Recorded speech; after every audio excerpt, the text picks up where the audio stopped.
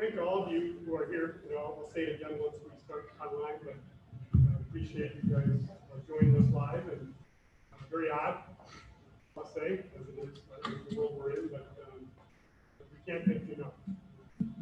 Just so what you'll hear is, if you have cards in front of you, or you should have not, and you need more cards, you can go grab one. As I come toward the end of the presentation, we'll start collecting those cards. Mike will go around and take them from you. And then once the presentation is over, we'll start allowing all of you that are live to start asking questions. And once we've kind of saturated with your group, then we'll start taking the questions that come through on their Zoom. Okay? So if you need more cards, we'll grab some more. We'll try and get through as many after the session's over. We'll develop your FAQs. Anything that we can't answer today, we'll start to back up to our community. Thank you so much.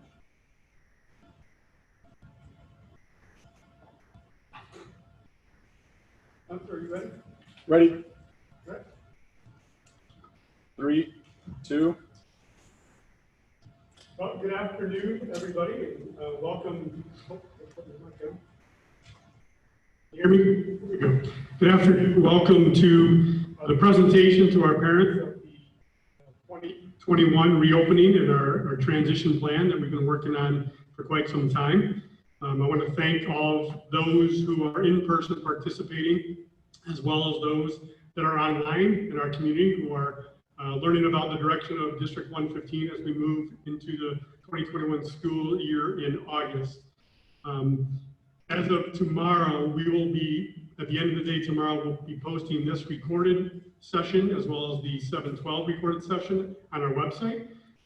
We will also be providing more details regarding the plan that you will see today. So what you see today is certainly an overview, and we'll get into some specifics, especially as we have a Q&A at the end. But we will also be giving you more specifics that you can read on your own and react to on our website. Much like you are going to see.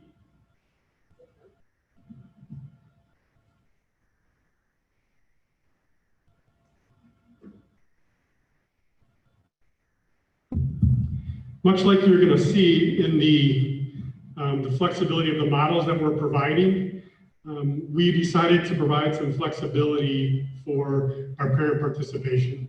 The people that are in the audience live at the auditorium here are part of those parents and guardians and individuals who have been serving on our committees in the district, who are part of our parent organizations, and have been providing feedback in various capacities along the way. We thank to everybody that's either viewing or certainly in person. The format that we're going to follow is we're going to go through the presentation. At the end of the presentation, we're going to give our live audience members here and parents an opportunity to begin the questions. We have a panel of district administrators and building level administrators and committee members who will be here to partake in the questions and providing the responses. And then secondly, once that's completed, we'll start taking in any of the questions that come across Zoom. What we don't get through today, we will certainly try and provide timely response through our frequently asked questions as we provide those early to middle of next week. You know, as I stand here, I'm not going to tell you as a superintendent that anything that we're going to propose or recommend to our parents and our community and our students and our staff is going to be easy. I'm not going to tell you it's going to be anything normal that we've come to know year after year in our schools. And I know it's going to spark an array of feelings, some good, some bad, some sad, some angry, some maybe you know, calming, but it's certainly it's not our intention to work in isolation. It's our intention to work together. You know, there's hundreds and hundreds of decisions that we've been trying to make. We're a very large school district, one of the 50 largest in the state of Illinois. There's still many questions yet to be answered, both from a district perspective, but certainly from a building perspective, and all the different areas that you're going to hear about today. But I think much like a journey or a trip that you would go on as an individual with your family, that there's always typically a destination. But sometimes along those destinations, there's roadblocks, there's barriers. Sometimes you get low energy or low gas and you start to get anxious. Sometimes there's siblings that are in the back seat that don't get along and have to sit by each other because of maybe the car's not big enough or it's packed. We're no different than that. But we are committed with an unwavering resolve to reach our destination successfully, knowing that there might be some challenges and some different paths that we're going to have to take. And what serves as the foundation, the priorities, are those 4 bullet points that you see on the slide, with the first and foremost, the health, safety, and welfare of all that make up our school community.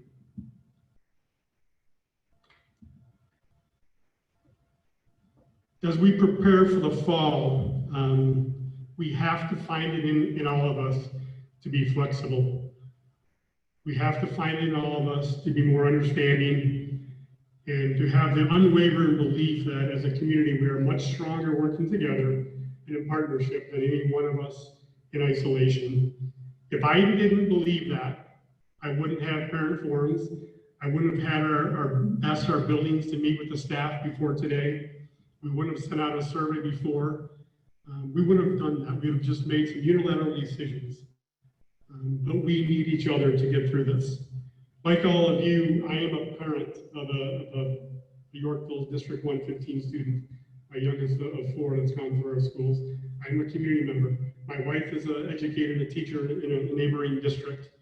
So like you, I am also worried about our kids.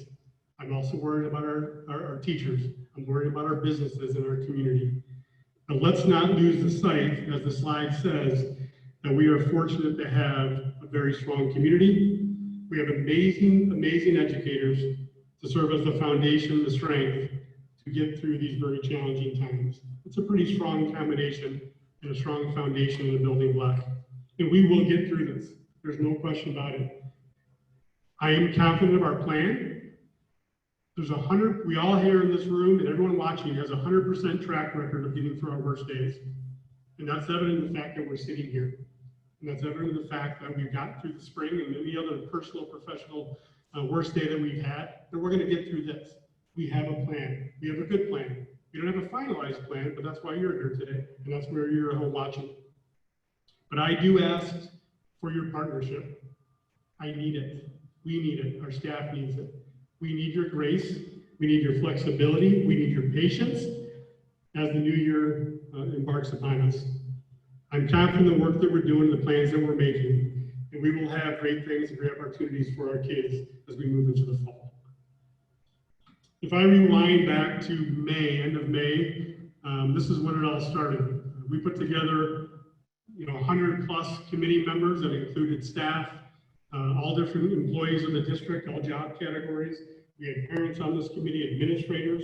They've been broken out into one oversight team, and then as you see, the 6 different sub-teams. They've put a tremendous amount of work, anxiety, sweat and tears into where we are today. They have really carried the weight of the stress and the anxiety of trying to develop a plan that's good for our kids and our staff and our community. And along the way, we've also been reviewing our board policies. We've been working with our Yorkville Education Association, our teachers union, and our employee unions to plan for the best case scenarios in the coming months. And I would like to just put a great thanks. It's hard to see, you'll probably see it better when you rewatch this. But again, a tremendous amount of work to all these individuals.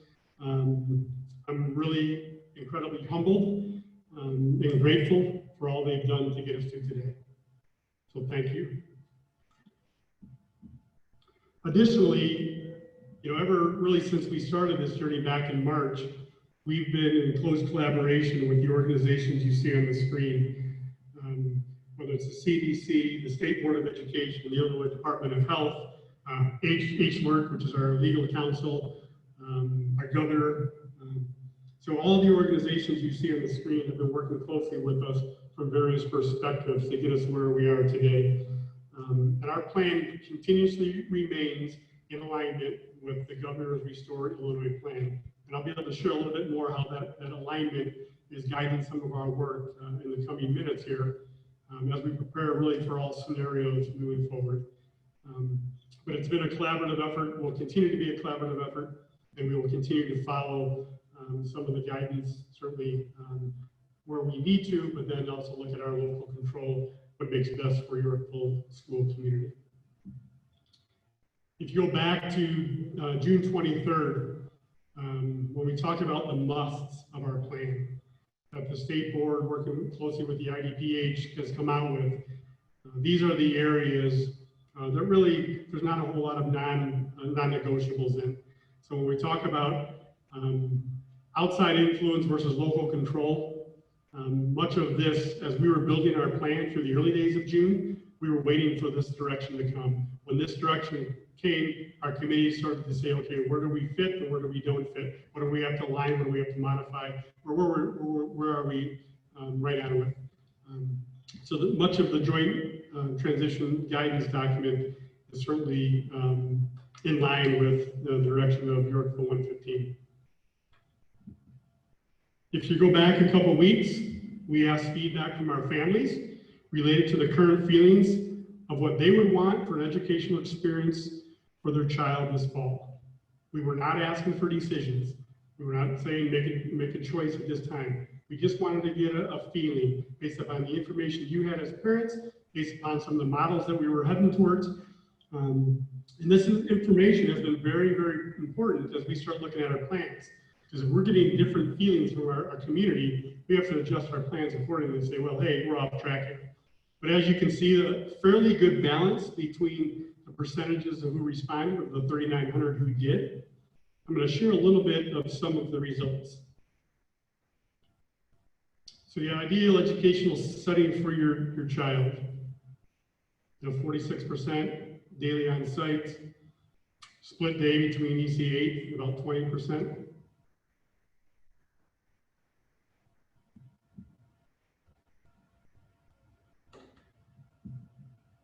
What are the primary concerns if your child was to come to school for the partial time?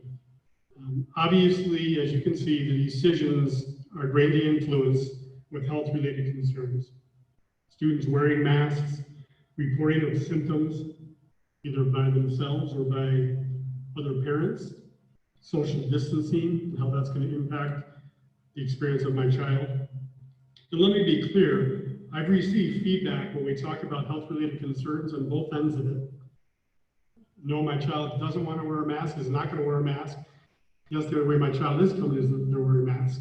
So what this data doesn't show is some of those feelings one way or the other, or if people fall in the middle of it. But nonetheless, important considerations.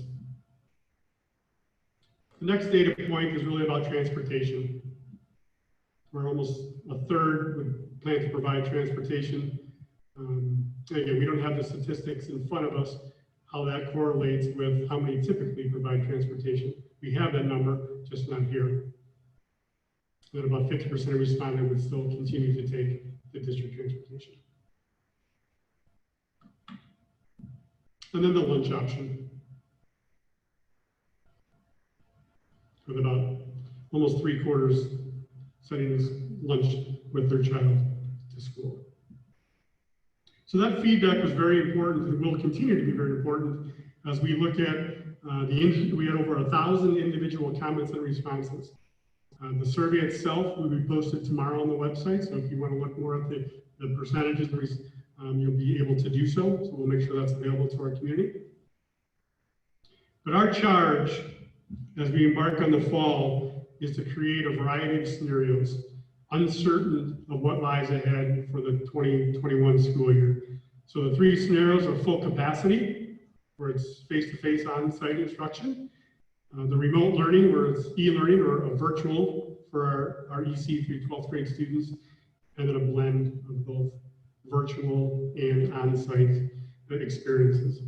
The intermittent process is, I guess that comes with the understanding that at any point in time, we may have to adjust based upon COVID-19 cases, based upon directive from the governor, et cetera. We'll talk a little bit about that more in a few minutes.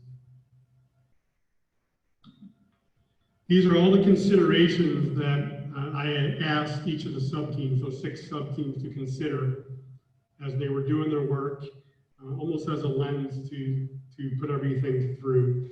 And although they're not in priority order, the one at the top certainly is something that drives our efforts and remains at the foundation of what we do. The care and flexibility, knowing that there's unique situations, there's uniqueness to the grade level spans, and certainly uniqueness to the lives of students and our families and our community.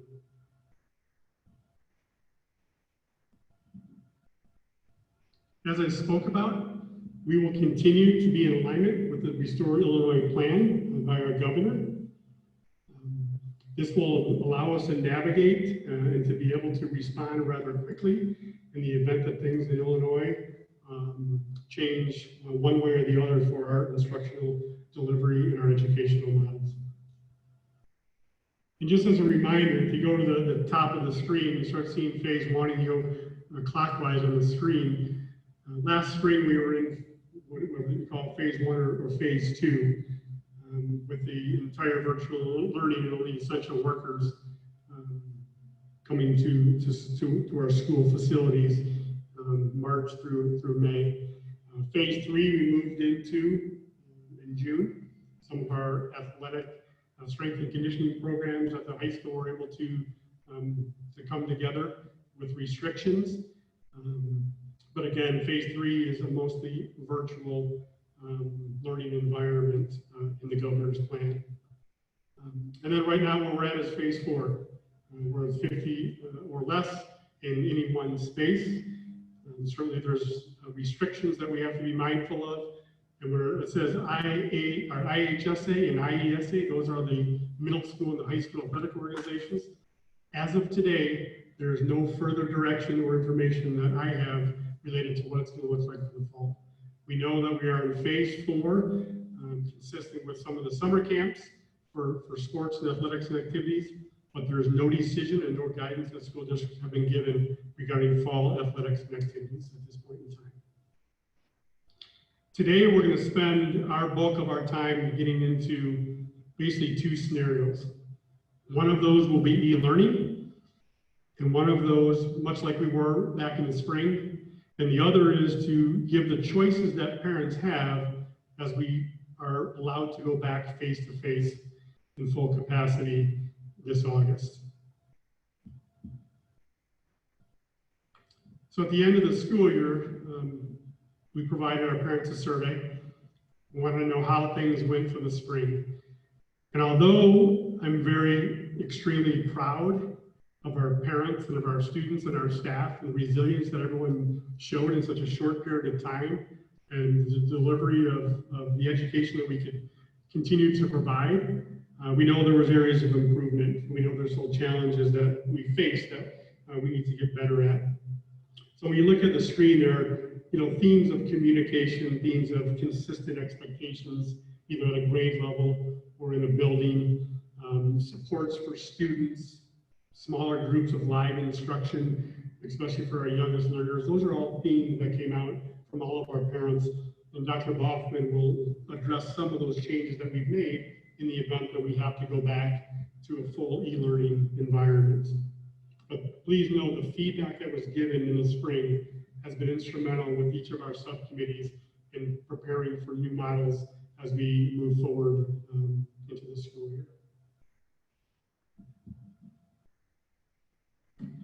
So the first is the e-learning. I'm going to turn it over to Dr. Baughman, who's going to go through the first instructional model that we want to bring clarity to in today's presentation. Thank you, Dr.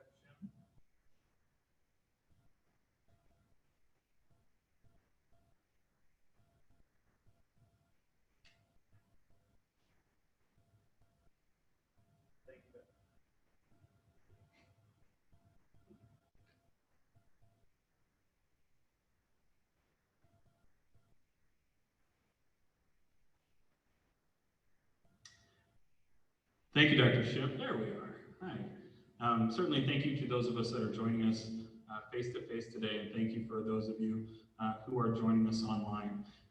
As we are in phase 4 of Governor Pritzker's Restore Illinois plan, we are fully preparing to provide parents with the options of having choice in their educational model, be it full face-to-face, be it a remote learning experience, that we'll talk about the details shortly, or also an e-learning environment. But I wanted to bring some clarity to some terminology that we're using.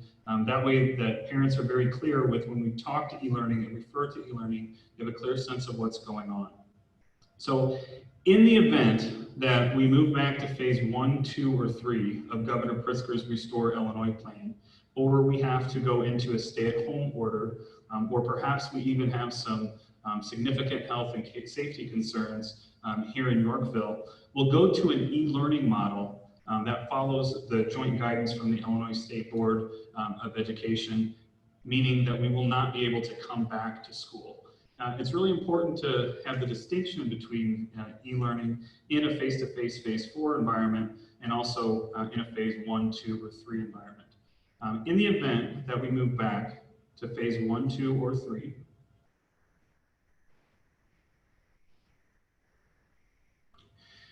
our elementary students will have a revised version of e-learning, which looks a little different than the 4th quarter of the 2019-2020 school year. In this model, we are recommending that our students, move that over a little bit, thank you, that our students in kindergarten through 1st grade will participate in approximately 150 minutes of instruction, which could be live Zoom lessons. It could be specials classes, being the fine arts, music, art, PE, or informational lit technology, and then also participate in online learning with specific platforms. Some of the feedback that Dr. Shim mentioned previously was that we wanted consistency, and our families wanted consistency in the platforms in which they engaged in instruction. And so as a district, we've purchased licenses to common mathematics and English language arts platforms that will be expectations for students to participate using those platforms at any given time. We also recognized that our families were getting information in a variety of ways. So from an EC6 standpoint, we're recommending the use of Seesaw for early childhood through 2nd grade learners as a communication method, and Google Classroom as a method for communication for our 3rd through 6th grade students. This pans out to approximately 2 hours and 30 minutes of direct instruction each week, or 6 total hours of direct and independent instruction for a kindergarten and first grade student. And for a 2nd through 6th grade student, it's adjusted slightly, so it's about 2 hours and 50 minutes of that core new learning in small groups, or about 6 hours and 20 minutes a week. And another one of the major takeaways that we got from our feedback from our survey or from our community was that large group Zoom calls with large groups of students wasn't necessarily as effective as it could have been. And so our teams have been working very hard to make the recommendation that our Zoom calls are limited to 30 minutes, and they are also in groups of 8 or less.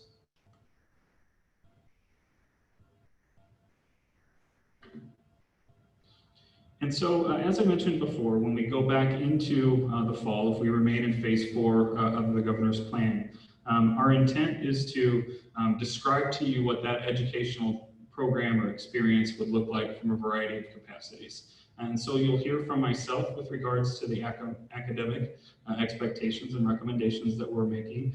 And other areas of our sub-teams will have conversations today about operations, human resources, health and wellness, student and family supports, and also communication implications and recommendations that we are making. And so from an academic instructional standpoint, to give you a high-level overview, if we are in phase 4 when we return, we'd like to show you a short video.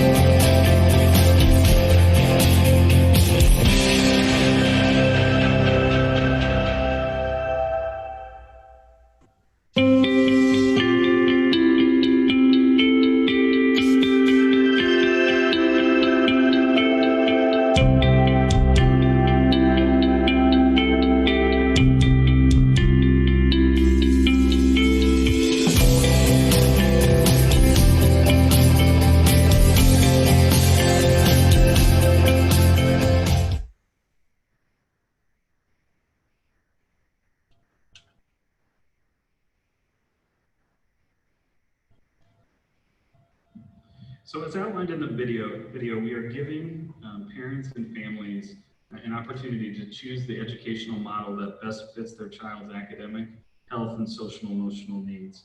And to get into some of those details, those we are terming as full capacity or face-to-face, which will be a return to school with some restrictions and some changes and modifications in schedules to ensure the safety of our students. And also a hybrid model or a blended model that looks more like a half-time at school and a half-time at home model of students engaging in the learning experience. And also a remote e-learning model where students will be assigned to an e-learning teacher and then to participate in e-learning with that teacher at home in small virtual groups. And so I do want to get into the details of some of these models itself. And so I'll start with from the perspective of remote learning.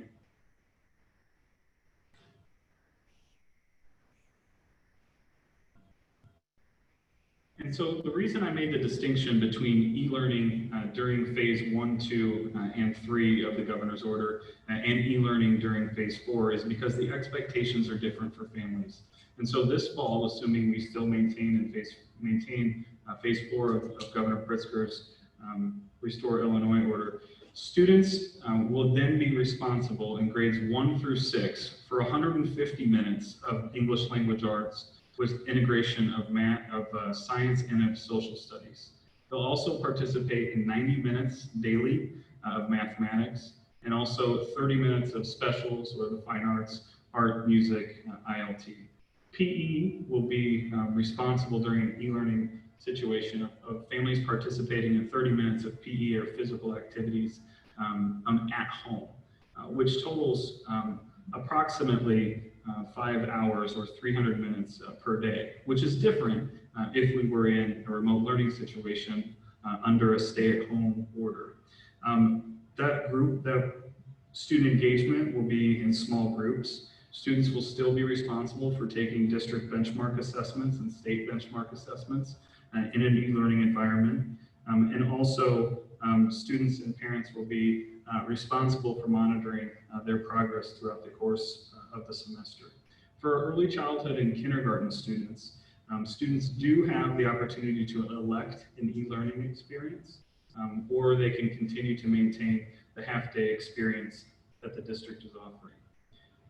If a family chooses a hybrid model in early childhood through 6th grade, this model, basically think of it like half day or 3 hours of direct instruction at school, and also 2 hours of additional academics or daily work at home. And during this model, students will have the opportunity to select to participate in a fine arts class or one of our specials courses.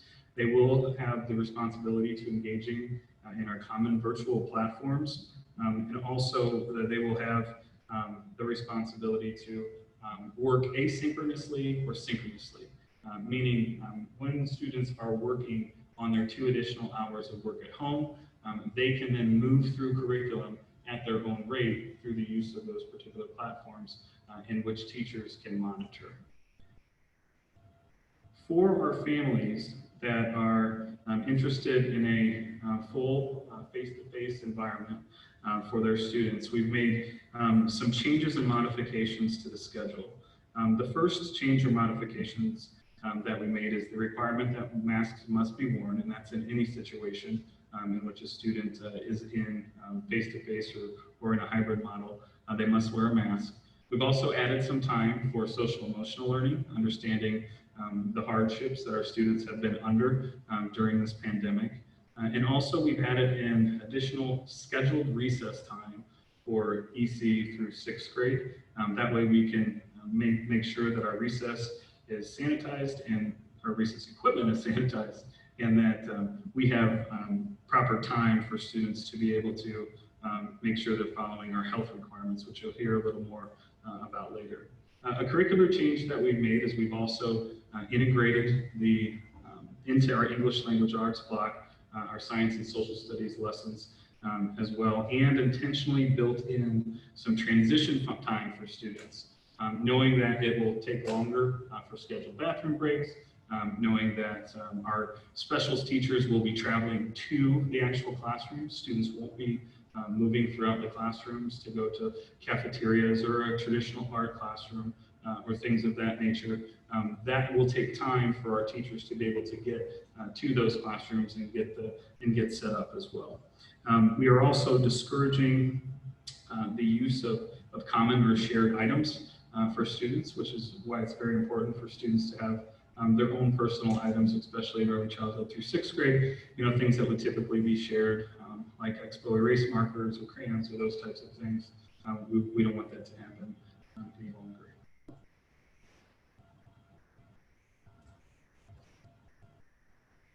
And so with that being said, I'd like to introduce Mindy Bradford and Heather DeVerde to come and talk about some of the operations expectations.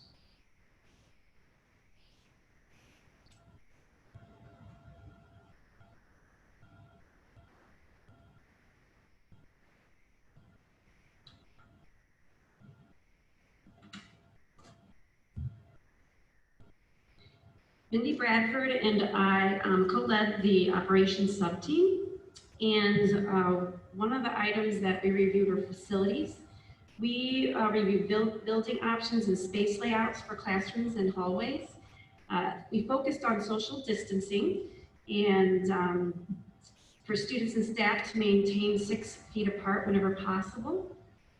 To accommodate this, there will be a standard classroom template, some showing the options of using desks and some showing the options of using tables.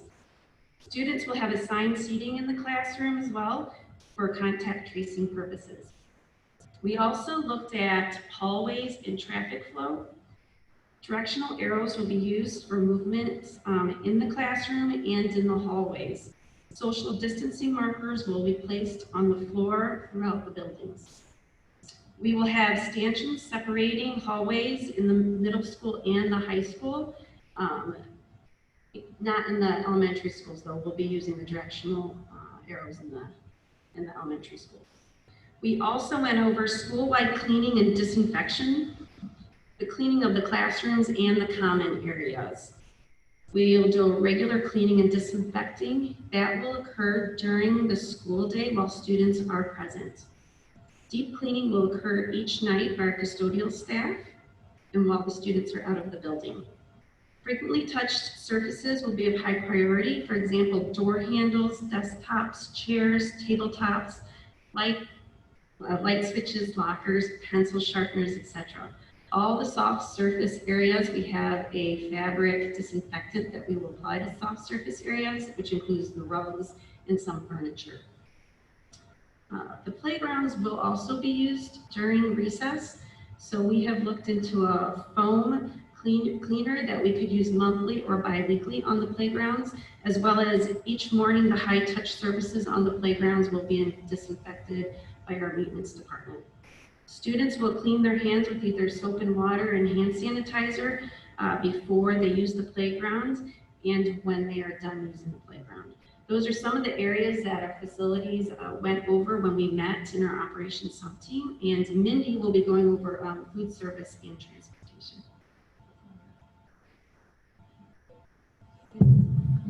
Yep, I think that one works. We have a sub-team that works exclusively on food service and working in partnership with Aramark, who is our third-party vendor, and they've been a huge help, and we've been able to leverage some of the things that they're doing on a national basis. So that's been great, and we're also doing some benchmarking and best practices with other schools in the area. So in terms of food service, we are identifying additional areas in the buildings, both inside and outside, where we could have additional seating to accommodate students if necessary in order to be able to keep the 6-foot social distancing that needs to be maintained, especially while eating, while masks are off. All areas will be cleaned and disinfected after the students are eating, and then the Aramark food service employees will have required temperature checks and symptom checks, and if those things don't come back positive, they're going to have standby other food service workers to help out. From an elementary standpoint, the students will still be pre-ordering in their classroom like they do today. A couple of changes, there may be a few more limited options depending on how many students are ordering, and they will have to order their entire meal. Typically they only order their entree, and then they select their fruit and vegetable and milk when they get to the cafeteria. Now they will select the entire meal that will be provided to Aramark, and Aramark will be providing, kind of think of it as a bagged lunch for each student. They will be delivering that to the classrooms, and then the students will eat in their classrooms if they can maintain distance, or we will have overflow areas in the cafeteria, gym, and potentially other locations. And moving on to transportation, again, working with a third-party provider, Septran provides our transportation. So some of the key areas there are all passengers, drivers, monitors, students will be required to wear face coverings. Bus capacity will be limited to 50 people per the phase 4 guidelines. Drivers and monitors, similar to Aramark, will have their temperature taken and will be required to certify that they are free of COVID-19 symptoms at the beginning of each shift. And again, if they do not pass that screening, then They will not be allowed to drive the bus on that day. Students are going to be, as part of the Health and Wellness Committee, to be required to self-certify in the morning before they depart for school. And we're going to have assigned seating wherever possible, including seating siblings together from a safety standpoint, and that'll help with contact tracing as well on the back end. And then from an enhanced cleaning perspective, drivers or monitors will be required to clean between each run that they do. So as part of their child check, they have to go to the back of the bus and then kind of move forward and make sure there's no students. And so as part of that now, they will be cleaning with a district approved disinfectant. And we're working with Heather and her team to make sure that that is approved. Our operations sub-team also focused on outside visitors coming into the buildings. We'll pre-approve visitors to be allowed to enter in the buildings through the main office. After checking in, they will use the computer that assists with the background check. We will have that disinfected after each use. Pre-approved visitors must sign in and out of the main office and receive a green lanyard. Lanyards will be disinfected on a daily basis. All pre-approved visitors into the building must follow current restrictions with regards to COVID-19. They must wear a mask, they must have their temperature taken, and the symptom check done before entering the building. Each main office will have a physical barrier at the counters to assist with social distancing as well.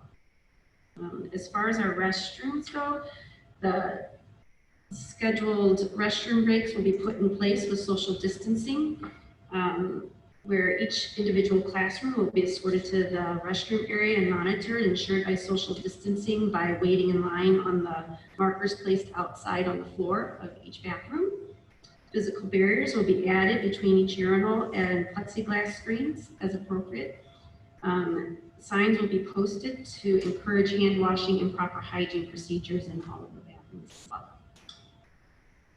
We will also be cleaning during the day. They will have restroom breaks, obviously, and in between each restroom break, we're going to have an hourly cleaning schedule at each school that the custodians will all sign off on after they're done cleaning.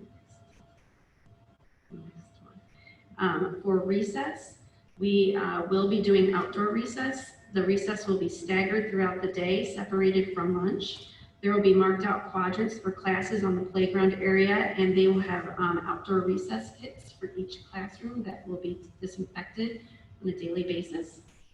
There will be indoor recess as well, and they will also have an indoor recess kit that will be used per classroom for that. And the locker usage, we will be using lockers in the elementary setting. Students will be dismissed from their classrooms in predetermined groups based on where their lockers are located. With the middle and the high school, students will be issued lockers by request only. When the locker request is received, the student will be assigned a locker in a location that adheres to social distancing guidelines. Next will be Troy Courtney, and he will be going over human relations.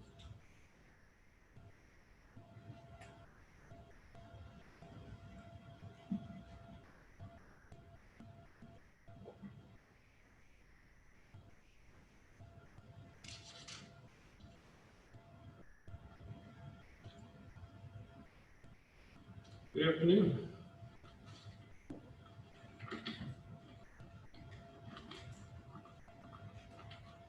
So our team consisted of about 18 staff members. And our main focus really was on staff itself.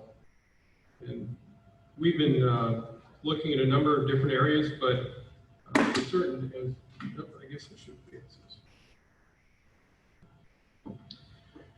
As we looked at staff returning to work, we had to consider that we're going to have staff who are unable to return to work for various reasons, staff who are uncomfortable with returning to work, and those who don't have a problem with returning to work. So we have to come up with ways. We've got plans for addressing that specifically. PPE requirements, just as we've talked about, are required daily within the building. That's a guideline that came out from ISB and IPH. Follow that within the buildings, and we're going to be using a self-certification as well for all of our staff. It's an online application that we will use. We actually, Heather and I got to look at that today. Not Heather, but Melinda Lasky and I. My department is going to be responsible for symptom tracking. So if we do have someone who, what we're going to call non-certified coming to work, if they check off on any of the symptoms, it's going to be up to my department to follow up with the staff member to get a better understanding of just what's going on. And there's some specific ground rules behind non-certifying as to when they will be able to return back to work and under what circumstances. There is a potential for reassignment of staff, and that really is dependent upon really all of you. When I say all of you, parents, as to how your children are going to be coming back to work. It's also going to be dependent on our staff members as well. As I mentioned, we're going to have those who will not be able to come back because of health considerations, but they will be able to work in an e-learning mode. So we'll try to align them with our students. So as soon as we know our students and what our year is going to look like, and be able to really determine what our staffing needs, and we can look at potential reassignments at that time. One of the important parts that we believe we need, and I know that Heather's department has been working really hard to set up classrooms to see what that would look like. So we've set up model classrooms in pretty much every one of the buildings, and we'll be using those to guide our teachers in establishing what their classrooms want to look like for the year. Human resources can tend to be kind of boring. We do a lot of the contractual and legal stuff. So we're looking at supporting staff members. For those staff members who can't come to work, what are their options? How are they going to be covered? Like, for example, if we do have a staff member who can't come to work for reasons other than COVID, and they can't work at all, whether it's e-learning or what have you, there's methods that we can assist them and help them out with that. We will have such situations where people refuse to come to work, and we have procedures in place for how we address that, and there's laws behind it that we'll work in, and we'll work closely with the YAA on that as well.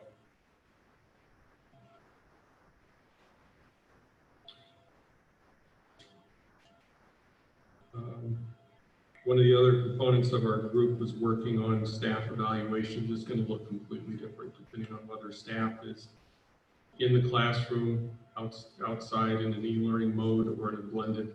So we're working closely with the YAA to ensure that we're providing the right methods for evaluating our staff. And we've changed the way that we're doing new teacher orientation as well as onboarding.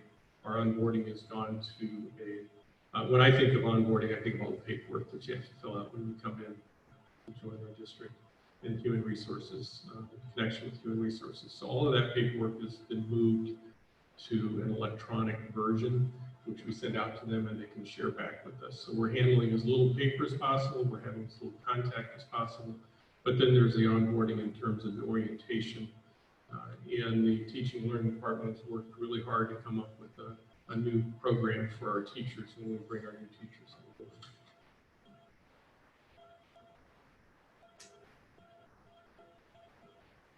From a professional learning perspective, we have added, we're going to have 5 days at the beginning of the year. Normally we have 3 institute days, but we're adding an additional 2 remote learning days, and able to assist all the staff to prepare for opening of the building. And part of that preparation is providing the training and going over the daily symptom check, proper use of PPE. And some people think that should be pretty straightforward. Well, there's some very specific ways you're supposed to use that.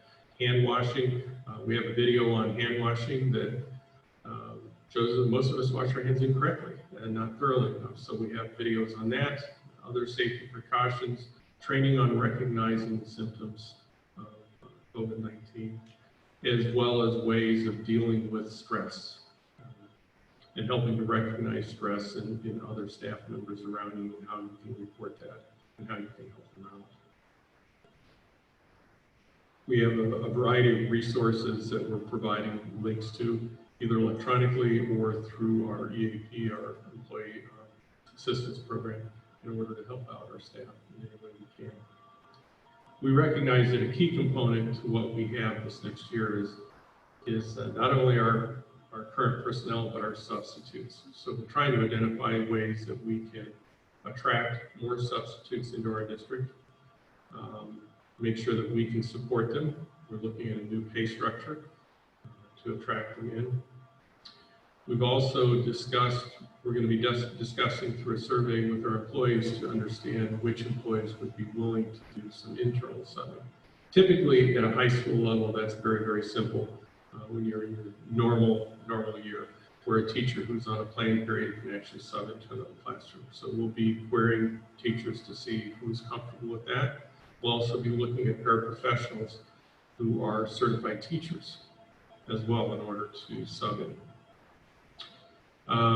Permanent subs, it's something we've talked about in each building. We're still weighing that, trying to understand if that will really benefit us overall, but it's one of our considerations. And then this goes back to somewhat of the reassigning. How do we support staff who do become ill? And it's how do we support the students as well for those particular staff members. With that, that's all I have. Linda Lasky.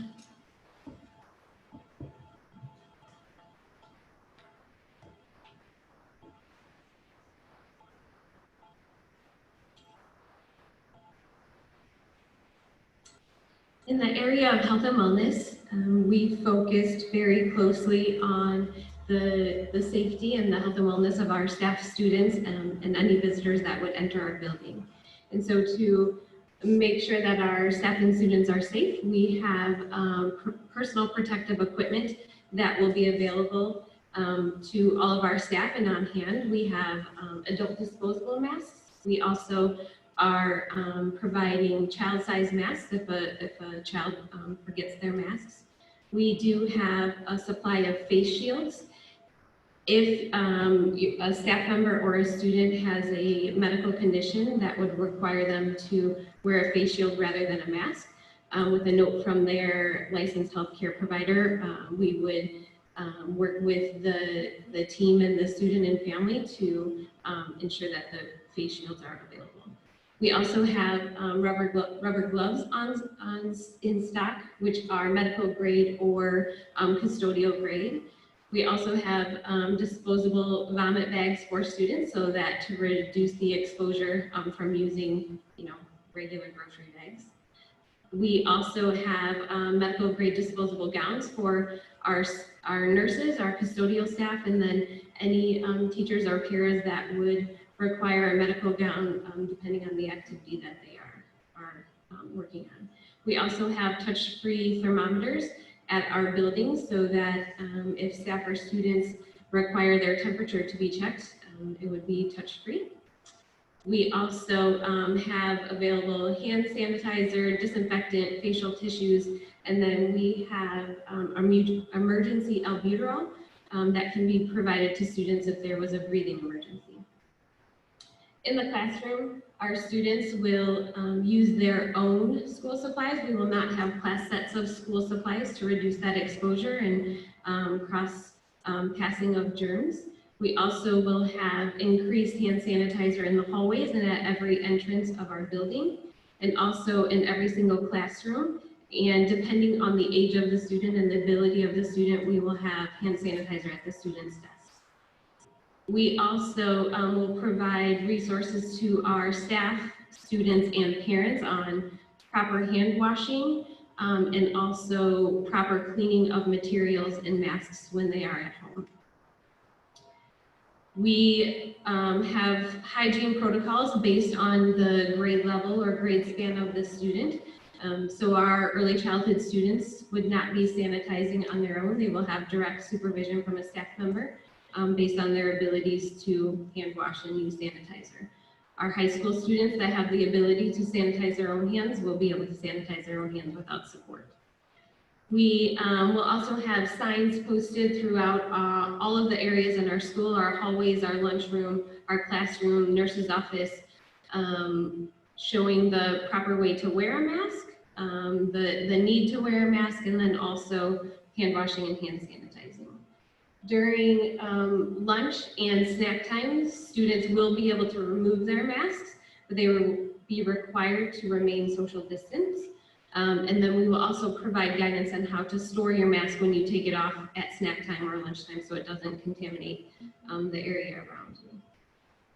We also have made the recommendation that to have daily announcements at each school building of the importance of wearing a mask and the requirement of wearing a mask. And then all staff and students will be required to take a health questionnaire before they come to school. And so that is pretty much close to the questionnaire that all of you took before you entered the building today, asking the COVID symptoms, and it can be submitted electronically. And included in that survey is a self-temperature check, where parents will self-certify and submit that their child either has a temperature or does not have a temperature. In that questionnaire, once you submit it, if you answered yes to any of those questions, you will receive guidance as to what those next steps are. If a staff member or a student or a parent receives a positive or confirmed COVID-19 diagnosis, we ask that that be reported to our attendance line so that our nurse or administrator can follow up with the family immediately so we can start contact tracing and provide guidance on quarantine and provide support to the family and student while they are home.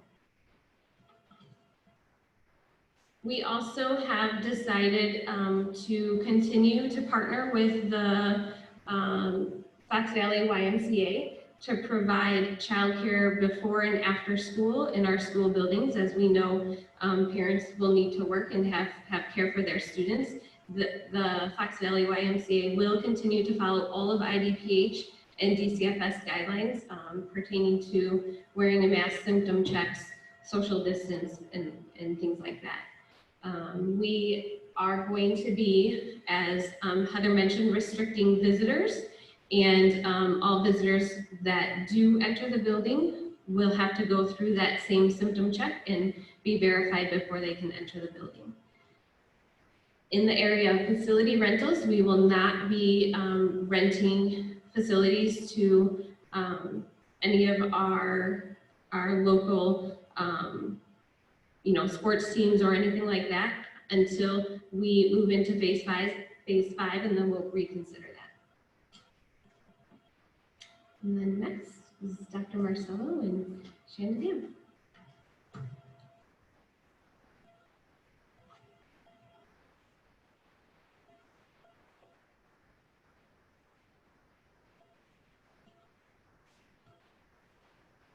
Hi.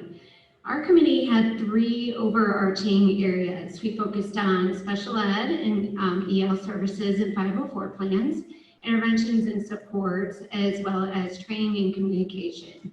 So under the special ed and EL services and 504 plans, our goal was to remain responsible for ensuring that our students are receiving the services that they qualified for.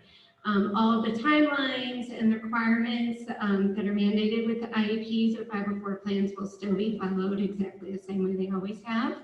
The big difference, which was very similar to the spring, was that IEP meetings will be taking, or 504 meetings will be taking place via Zoom, just to limit that exposure of other people coming into the building. And any questions and that parents have will, of course, go through case managers and principals, assistant principals, and leadership of the building. But none of that has really changed. As far as interventions and supports, our students will still receive those interventions in all of the models, there's ways for them to receive those interventions with e-learning as well as with the face-to-face.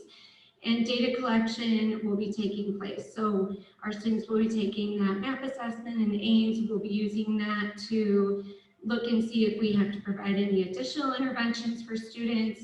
And of course, our students will be closely monitored that have IEPs and 504s as well. Parent resources are going to be provided for As Troy was mentioning, for staff, support for mental support for staff and stress. We're also going to be providing supports in our committee work on supports for families, for how to help your student, signs of trauma, signs of stress, so that parents have those tools and they have those resources available as well, because we know that this is going to be a big change for our students again, and we want all of our kids to feel comfortable when they come in, and we want our families to feel supported. As far as training and communication, Troy talked a little bit about this, but we've already come up with and have just set in some protocols for staff for training. So most of our big events for families will be virtual. As far as staff is concerned, if it's under 50, we can have training for staff. But as far as parents are concerned, for curriculum nights, parent-teacher conferences, things like that, plan on those being virtual because we'll have to limit that exposure in the building. And we've come up with some really good ideas that, where each school can still be unique and students can be involved in some of that decision-making as well in the older grades, but it's still in a fun way for kids, the funnest way we can make it. Through a virtual format. And of course, with the masks and with the mandates coming from the state, we have to update the student handbook regularly. So those will be taking place as things come at the state level. The one thing I just wanted to mention is that, the students that we serve with respect to specific unique needs. Students with IEPs, 504 plans, RTI plans, or receiving English language or dual language services.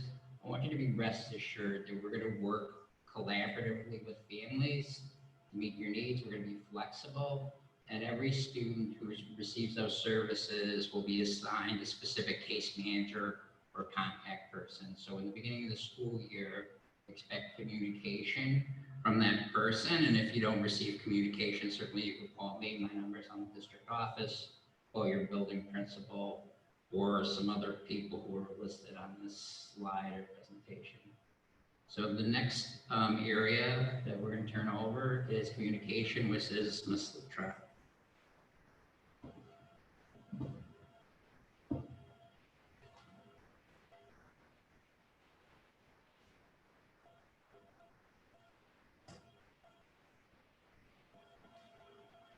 Hello, I will be taking a look at communications, which is the last of our subcommittees that we're going to be talking about today. So the first part of communications is really based on a lot of research. So we looked at a number of the surveys. We did 3 surveys this spring, one for parents, one for students, and those are students in grades 7 through 12, as well as various groups of employees. In addition to that, we did some content analysis, which included the website and a lot of our spring communications, which included anything that we did regarding e-learning communications, as well as those to our Spanish-speaking families. So the one thing that really hit home for us is that throughout all those surveys, the concerns were primarily the same. Whether it be staff, whether it be students, whether it be parents, there were a lot of common themes. So we looked at how we can best address those. So our results were that people wanted things in a timely manner. All stakeholders wanted up-to-date information. They wanted to be informed. So they wanted messages put in writing, especially when we're looking at things like procedures and dates, so that they can be posted and reviewed at a later time. The use of video conferencing was primarily wanted for things such as check-ins, for questions, and for immediate needs where that face-to-face connection would be important. They wanted communications that were accessible. So to use an educational platform that both students and their parents could view. So this would be including assignments as well as a unified calendar system. They wanted things to be consistent. Not only in the mode, but the timing of communication. So for example, district communications come out on a certain day, while building communications come out on a different day. They wanted information to be focused. There was a general feeling that there were too many emails, both from staff and from students, and they were looking to simplify those, avoid redundancy, so if something's said in a district newsletter, don't necessarily repeat it in a school newsletter. They wanted things to be more simple. Reduce the number of communication platforms that are used. There was a concern that people were getting information from so many different sources, they couldn't concentrate on what was most needed at the time. So we took that information as a committee and we produced different documents. The first one was a communication action plan. The second one looked at 3 different major events, and the third one were templates. So when we look at the action plan, this is really our to-do list. And since this information was done during e-learning, we noticed that a lot of the themes can be used throughout our communications, no matter which plan we're in. And even when we're in phase 5 and are back at school full-time, these are changes that we thought would be important to implement. So for example, when we look at climate, a variety of activities that we're going to do will continue with the We Are Yorkville theme that was promoted during the spring. There's going to be more virtual recognitions of students and staff members, so participation can happen no matter if someone is at home or on site. We are going to continue our collaboration with parent-teacher organizations to ensure that students at different locations still have that same experience.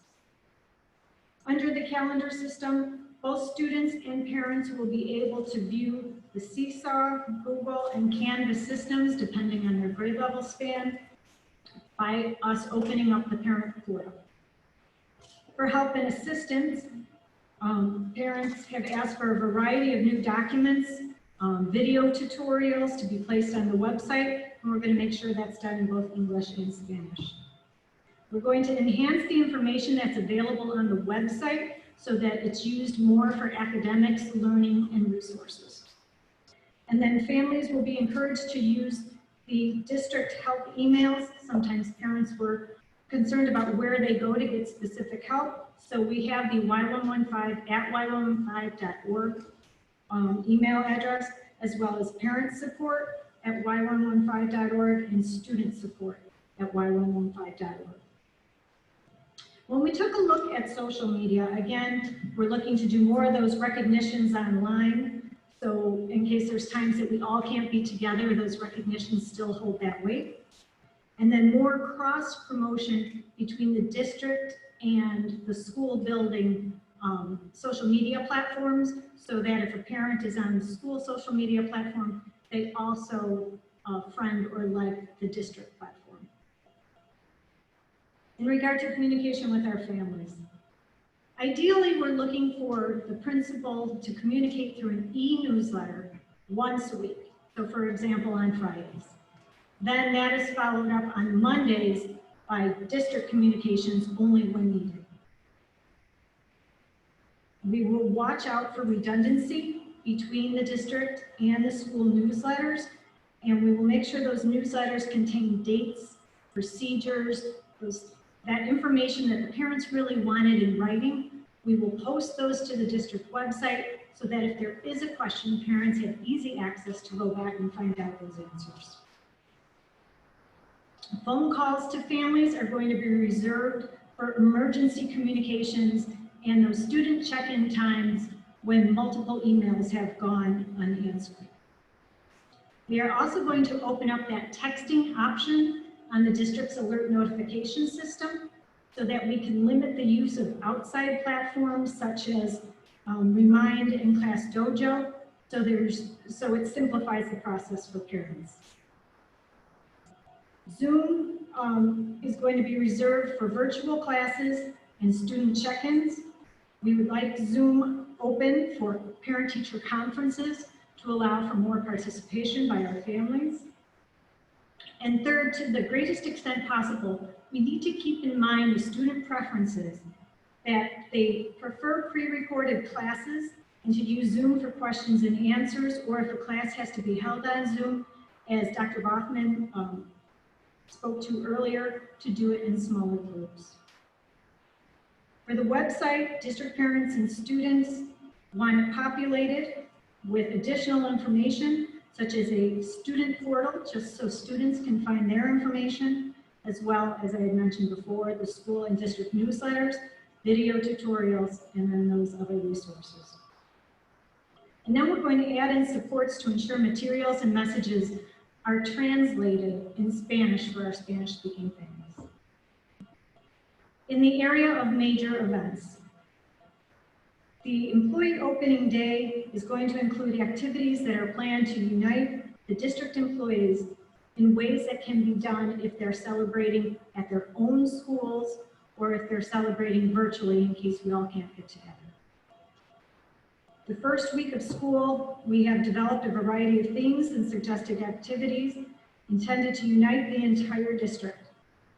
All activities can be adapted to ages and ability levels, where teachers can use their discretion to develop other ideas that fit in with the day's theme. These have been developed so that they can be done completely virtually or in a combination. Large-scale events, we're changing all of our traditional events to offer at least a virtual component, but to also have a contingency plan in case those need to be done online. As far as templates go, there were 3 templates developed. The first was a reopening plan announcement. Those were letters to students, to staff members, as well as to parents about the reopening plan and what that looks like. The second one was a list of various communication channels, district approved, to streamline communications and which platforms are best used for what type of communications. And then finally, a re-entry checklist.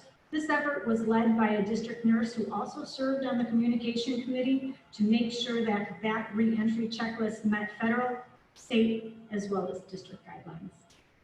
And with that, I will turn it back over to Dr. Shen.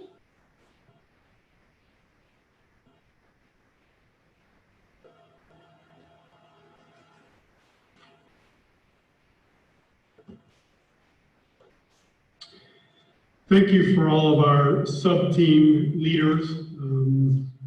Certainly what you heard, some details, but as we post the plan at the end of the day tomorrow, there will be a lot more information related to many of these areas that we just don't have the time to go through today in the presentation. So please know there's much more detail in each of the things that were described and talked about today. The last 2 things I want to do is talk about the calendar and then talk about where we go from here. 2 items with the calendar that we're going to be proposing to the Board of Education in the coming weeks.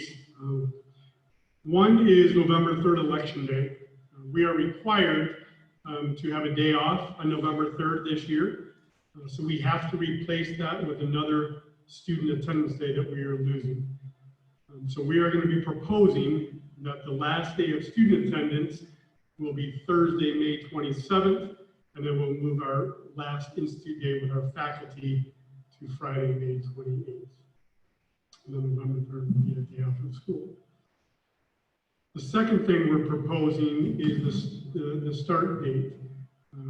On the calendar as it sits, we start with all students on August 18th. We are proposing we move that to August 20th, and then providing our staff additional remote learning days. The 18th and the 19th, and then to come back on August 31st with another remote learning day to be able to assess, okay, we're in school for 7, 8, 9 days, how our lunch is going, how's transportation going, how's e-learning, whatever those needs are, and for our faculty to give them time to collaborate, to talk, to do some work at the building level together. So those 3 days do not have to be made up because we were given 5 throughout the year from the state. So we will have 2 remaining that we will be able to use at our discretion if we need to transition to something as the year goes on. And then next steps. As I've shared this presentation, will be posted on our website along with our plan. We'll have both a e-learning plan and a face-to-face plan posted separately. So you'll be able to read each individually to understand a little bit more easily. We believe, I know there's some people at home that are watching this where either the slides are blurry or it's not as clear. We believe the recorded version, because the buffering that's occurring, will be much better when you go back and rewatch it at home. Obviously, we'll be creating an FAQ after today to address the concerns of both our staff as well as our parents. We have an oversight team meeting on the 16th. We also have a Citizens Advisory Council meeting that evening on the 16th, which will get more feedback from our staff and our committee members and making the adjustments. We have a board summer work session that's scheduled in the afternoon on the 20th, which we will also present the plan and get feedback from a Board of Education. That week of the 20th, I anticipate we're going to bring our entire employee group back together on one of the evenings the week of the 20th, just to talk through some more with them and where we are. And then possibly another opportunity, if there's changes, obviously we bring those back to our parents that week with the anticipated board approval at the regular board action meeting on July 27th. And then we would be, we have a meeting already scheduled with our employees on the 28th, and we would be sending communication out to our families by the 28th of July. And this is the direction we're going. And at that point, we're going to be asking our families to make a decision on the educational model they would like for their children. You saw on some of the slides of the July 31st, that is a soft date right now.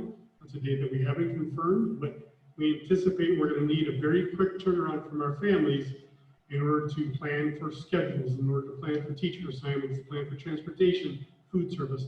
Those are very important items that, given a 3 to 4 week window, is going to be crunch time. We anticipate that if we do not hear back from families at all, we're going to assume you're coming back face to face full time. We will obviously be following up for those families that we do not hear from. And then our implementation planning will occur as soon as the board approval and we move forward. So as we move into this evening and tomorrow, please take more time to access and view the presentations.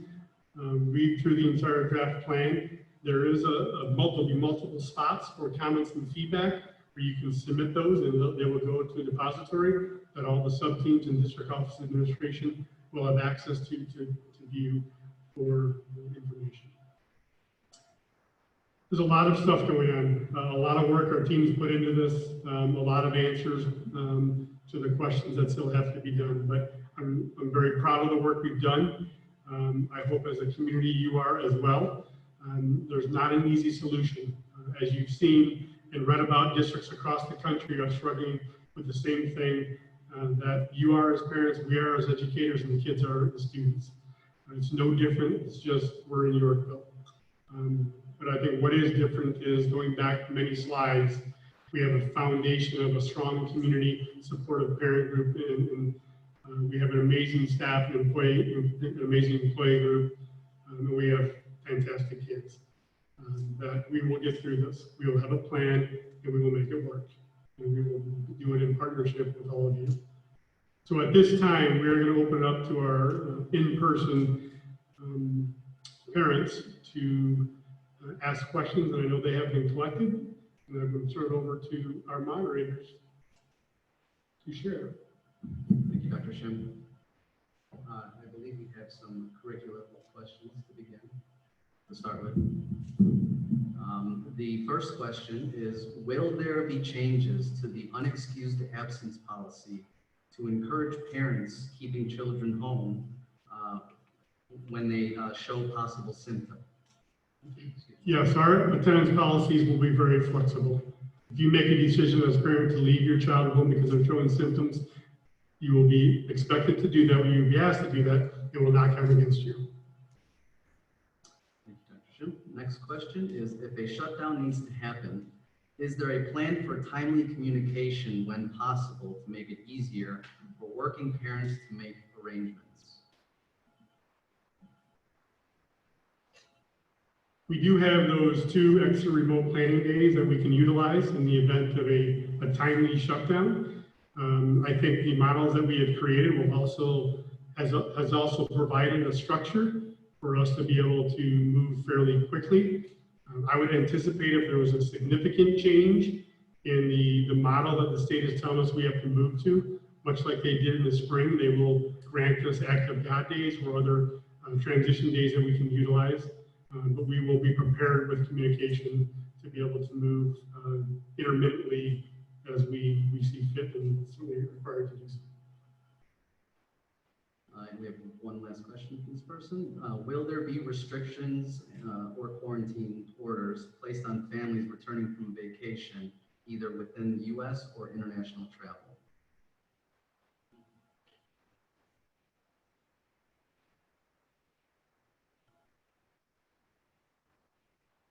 So at this point, we are following the guidelines from IDPH and the CDC pertaining to travel. And as a district, we have not come to a final decision, but we will be following the guidelines from IDPH and CDC. Thank you, Linda. I think it's also important to note for our parents, we're very fortunate that Dr. Gary Catula, who's a board member, a school board member for Yorkville, is also the chief of staff for Rush. So he is certainly there in providing guidance and looking at our medical plans, and will be a constant source and resource for us as we move forward to make sure that we are following protocol and procedures that are in the best interest of our staff, our students, and our community. Thank you. We have another question here. Will hybrid students have the same teacher for face-to-face and remote learning?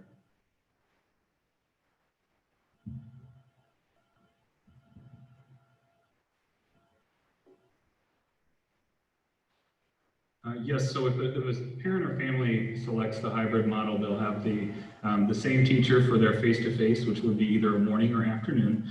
We will try, we will make sure that we are conscious that if a family has more than one student in our district, that they are on the same schedule, be it AM or PM. But yes, it would be the same teacher for the remote part of the day and also the hybrid part of the day. Thank you, Dr. Hoffman. We have a question about school supplies. Will these still be dropped off if a family selects remote or a hybrid model? Does it change the supply list?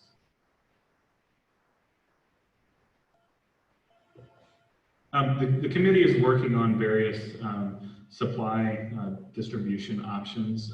The traditional method in which we had families, large groups come into the actual building will not take place this year. It will be much more controlled, and it will be very individualized to the specific grade level. And Mike, I think there was a second part of that question. Could you repeat that? Sure. Does the will these still be dropped off, these supplies, if the family selects remote or hybrid model? Does it change the supply list?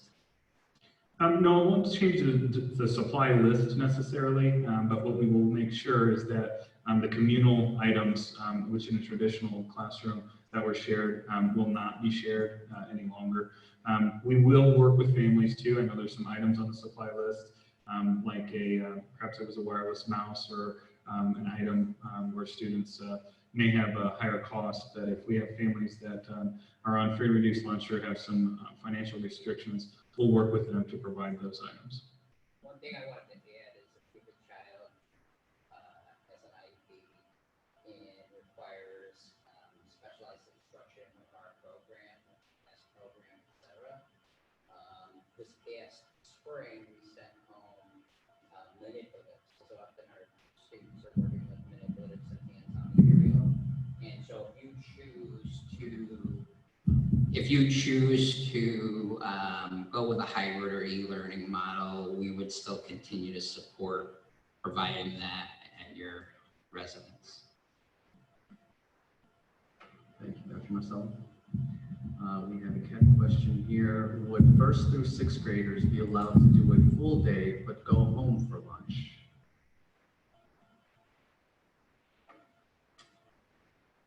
We've not discussed that, but I think if a family were to provide transportation, I think that would be a viable option considering the circumstances.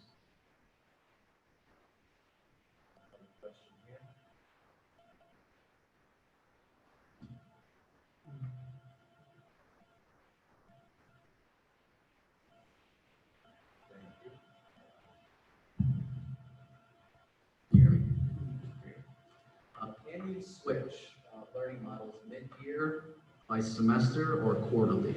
We're asking families to commit to 9 weeks at this point in time, and then we'll get an opportunity to reevaluate what is working for each individual student. And next, I think we have some facility questions. In the hybrid model, will the AM session be sharing rooms with the PM session, including desks? And if so, will the rooms and desks be sanitized in between?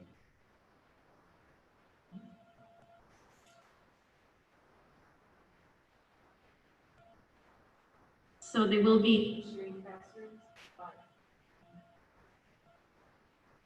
they will be sharing classrooms, but they will be disinfected and sanitized. I think we have a few more. Will we have an idea of what the classroom setup will look like prior to making a decision?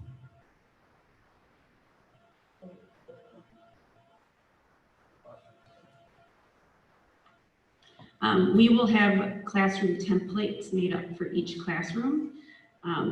Depending on the size of the classroom is whether we're able to fit desks versus tables. So we will have those templates in place before the school starts, but they won't be able to make the decision. I think it's also fair to say that the classrooms look as we know it will not be the same. I think it's an honest response that, you know, we have to move a lot of things out of a classroom in order to try and maintain 6-foot social distancing. So the things that we've come to enjoy with comfortable furniture, tables and couches and things where kids can read in nooks and have guided reading sessions at the EC 6 level probably will not be as we've seen it in the past. Thank you. This one is in regards to protective personal equipment in the restroom. Plexiglass was mentioned in between urinals. Will there be anything placed in between sinks?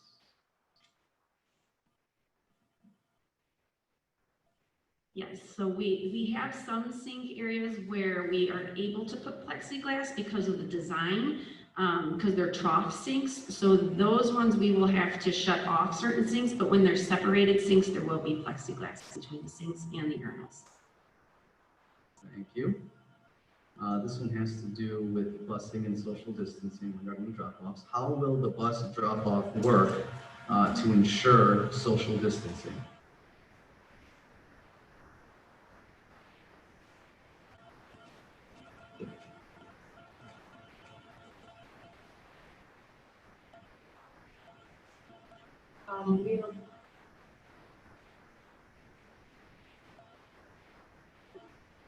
We are working with our facilities team to open up multiple entrances for bus drop-off, and bus drop-off, rather than kind of happening all at once as buses arrive, students will be allowed to enter the building at that time to maximize social distancing versus kind of our procedure today. So one will be having multiple locations and one will be kind of a periodic drop-off rather than everybody going into the building at one time.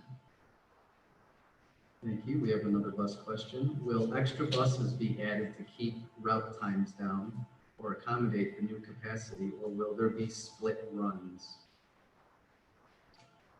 We are looking right now, we're planning the routes because we don't have any information about what families have selected. So we're planning the routes kind of as we normally do, but with that accommodation for the 50 students. So if we do need to add buses, our set-trans certainly has the capacity to do so. And we will still try to honor our commitment that students will be on the bus for more than an hour. So I'm not sure I entirely understand the split, the split routes, but we will make routes that are appropriate for students. This next question has to do with our curriculum software. Why is the choice for Seesaw in some grades and Google Classroom for others? It was about usability from a student's and user end. From a Seesaw, a lot of the feedback that came from the committee was that it was very friendly on mobile devices, that students had a touch screen or tactiles and were able to record themselves reading in certain environments. That way the teacher could see the students, how their fluency was in an environment that was more user-friendly for the younger students. Google Classroom was selected because that is a platform that we have been using at the grade levels, particularly 3rd grade through 6th grade. Thank you, Dr. Hoffman. We have another question regarding social distancing. How will social distancing impact students with one-to-one supports and their therapies throughout the day? So the 6-foot guideline is when possible. So if a student needs more direct instruction, meaning potentially like hands-on instruction, etc., and they have a one-on-one paraprofessional, that person would need to be closer than the 6-foot distance, but everyone may be wearing their PPE. Thank you. What will the procedure be when a student will not wear a mask or maintain social distance? So as I mentioned, some students might need to, based on, their behavior, social emotional needs, etc., might need a less than a 6-foot distance from who they're working with. If they refuse to wear a mask and they have a health condition and the parent supplies us with a doctor's note, then they could wear a face shield. Those are the 2 options at this point in time. And so if the student refuses to do either or, then the option might be to try e-learning if they can't wear a face shield. But certainly, for a student with a significant disability, we're going to work with the family. It's not like I think when Dr. Schimm first started the presentation, one of the keys is like working collaboratively with the community and being flexible. So certainly we're going to work with you to try to make this happen. And for some of our students, we've developed social stories and things like that to help them become more accustomed to wearing PPE. Thank you, Dr. Marcella. We have a question about the self-certification. Why are we relying on parents to self-certify instead of taking student temperatures when they enter the building instead?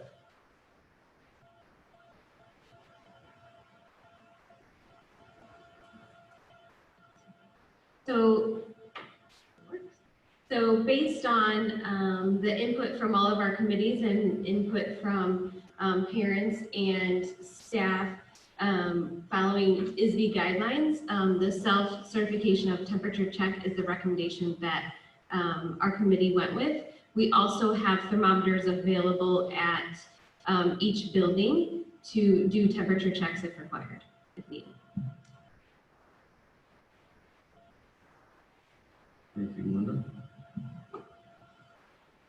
We have another question here, just came in. How will face-to-face students transition to remote learning if and when we face a mandatory shutdown or are unable to return to face-to-face after illness?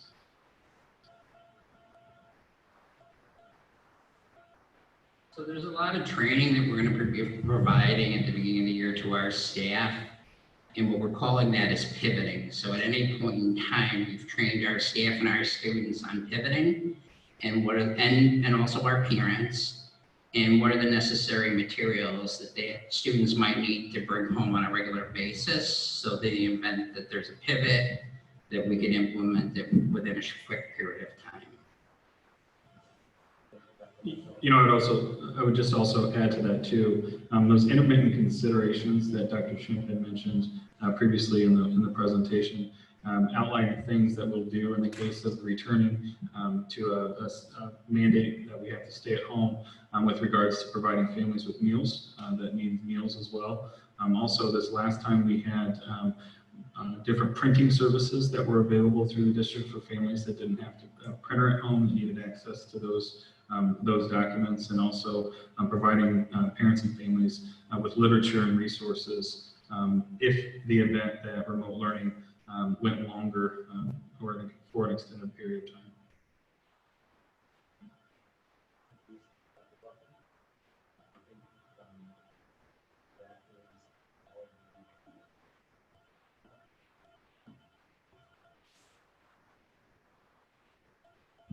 Okay, want to move to our Zoom questions with Ms. Ryan?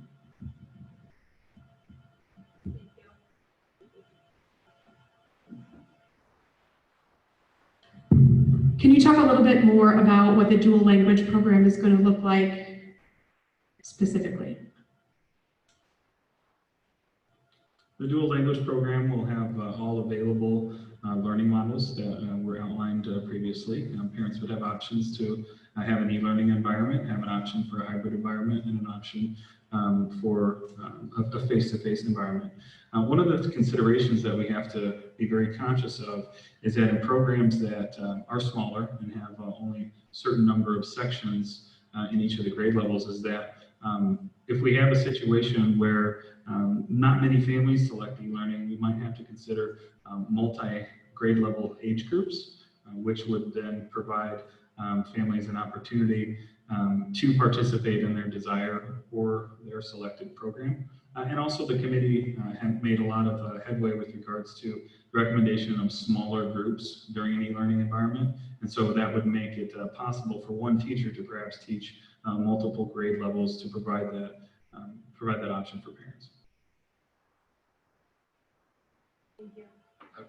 I just wanted to add that our recommendation for students who participate in e-learning is that they come to face-to-face instruction, but certainly there's flexibility and it's parent choice. But we strongly believe that if you're enrolled in a dual language program, it's optimal for their students' learning to be here in person and interact with other students and the staff in the language spoken.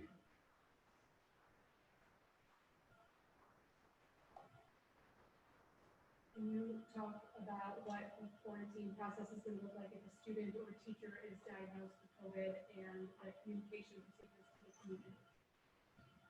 So based on the daily symptom check, the staff would submit, or student or parents would submit their symptom, and there will be guidelines given as to when staff or students need to remain home and for the length of time. If a student has been in a classroom or an office or the nurse's office for more than 15 minutes within 6 feet of staff or students is when, with a positive diagnosis of COVID, is when we would look at quarantine and we would start that contact tracing process. And those within that distance would be recommended to quarantine. The communication process, as soon as we have the information on a positive diagnosis of COVID or a assumed or presumed diagnosis of COVID, we would start communicating with the staff and parents with the classroom with guidelines as to quarantine and cleaning and all of those details. Yeah, and I think this is a really important question. I think that one that's weighing on all of us as parents. And if you think back to the presentation where there might be situations where an individual, groups of individuals, a grade level or course, the entire building in a district could be shut down for a short period of time or a lengthy period of time. That's one of the factors that we have to consider when we're talking about that intermittent process and to be able to transition between models. It's going to happen. There's going to be, I can't imagine a time where we're going to have maybe a classroom or a small group of kids, or that we're going to have to say, because of their interaction or the contact tracing that we've gone back to do, we're going to have to, these kids will be on e-learning for a period of 2 weeks or whatever determination is made. We will be in close contact as soon as we know something with our Kenner County Health Department, with IDPH, and to have a plan and communication to obviously those impacted, but also those who are in that building. It's not a fun conversation. It sickens me to think, but it's the reality of it. And we're going to be prepared, and we're going to communicate really, we're going to be open and transparent, and we're going to get through it together. But we will have a plan. It's also important to note that we have plans if a staff member has a symptom or a student has a symptom, to relocate the classroom to another classroom while we sanitize the classroom. We also have a healthy waiting area in our nurse's office and a completely separate area for students or staff that have COVID symptoms. But it's important to know that if your child or your child's teacher comes down with COVID or has a diagnosis, we will not tell you exactly who that student is or who that staff member is. We will keep that confidential, to the most possible extent, but also communicate with you what the needs and requirements are for you to keep your students safe. Can you talk about mask hygiene in terms of frequency of changing? So our nurse staff will provide training to all of our staff, students, and send video information to parents about the proper way to wear a mask, the proper way to clean a mask, the proper way to store your mask while you're having snack or lunch. We have not had a determination as to whether or not a student will need to change their mask every, twice a day or once a day. Switch gears for a little bit. There are questions about the Chromebook. Will primary grades still be issued a Chromebook? And will third graders be able to bring their Chromebooks home?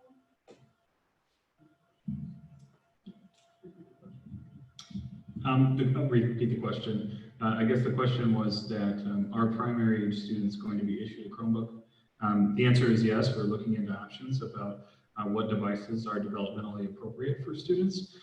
We wouldn't expect a kindergartner or first grade to necessarily have a Chromebook. It might be more developmentally appropriate for them to have access to a touchscreen device, as their keyboarding skills aren't yet fully developed. But yes, with regards to the question about the third grade, we do have plans to issue Chromebooks for our third graders because we are fortunate enough to be one-to-one at the third grade already.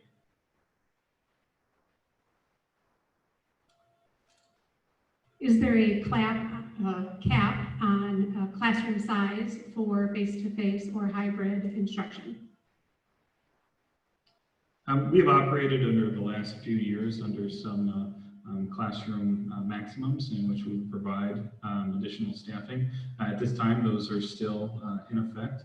And once families have the opportunity to make their educational model choice, we will have more secured and more detailed classroom numbers at that time. How will you be following social distancing practices at recess?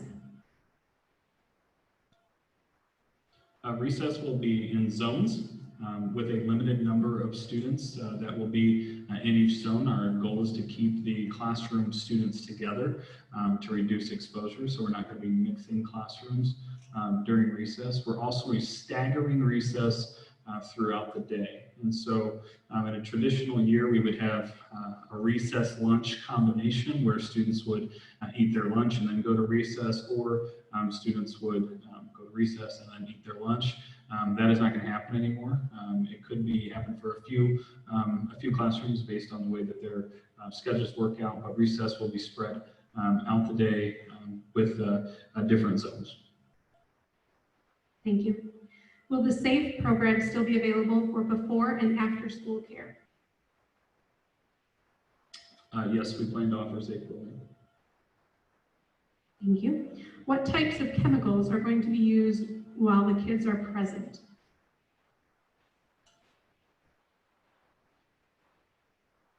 We have a disinfectant that we use throughout the district.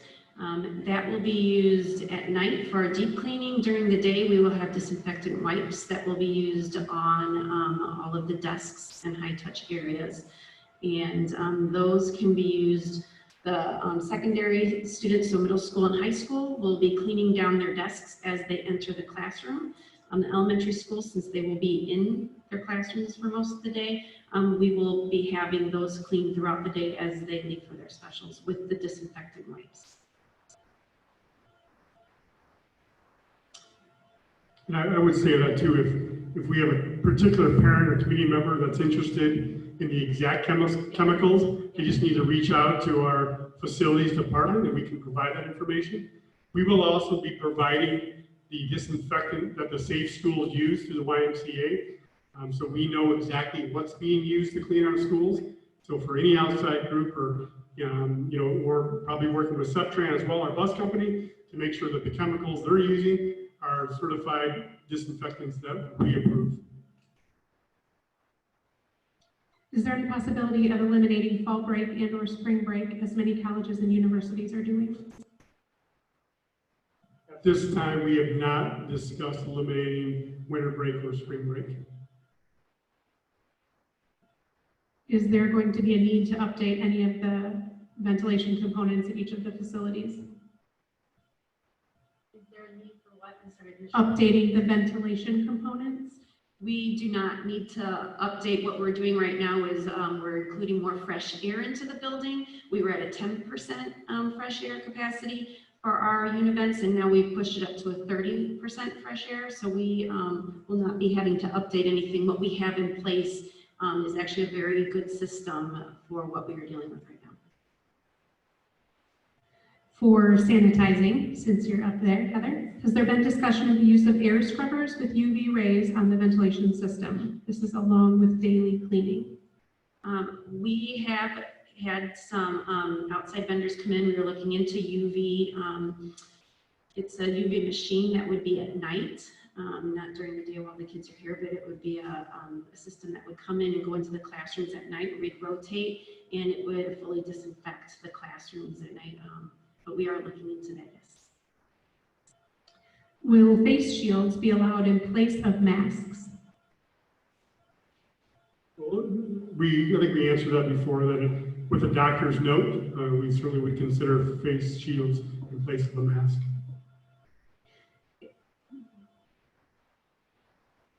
Will there be district transportation for the hybrid plan?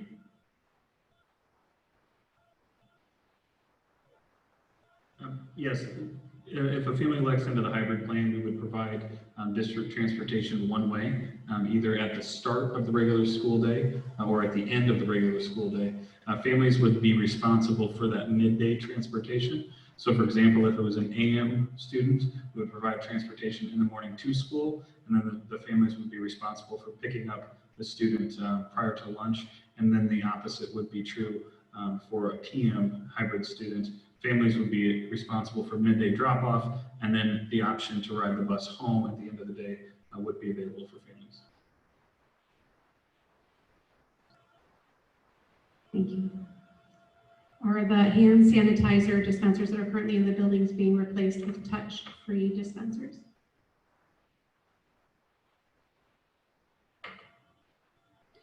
We have not looked into that option for touch-free dispensers. We have hand sanitizers in all the bathrooms and the hallways, and we have the dispensers. What they are right now are there. It's a pump dispenser that we're using, but we have not looked into touch-free ones. There are several families asking for some more specific information regarding what the self-certification process looks like.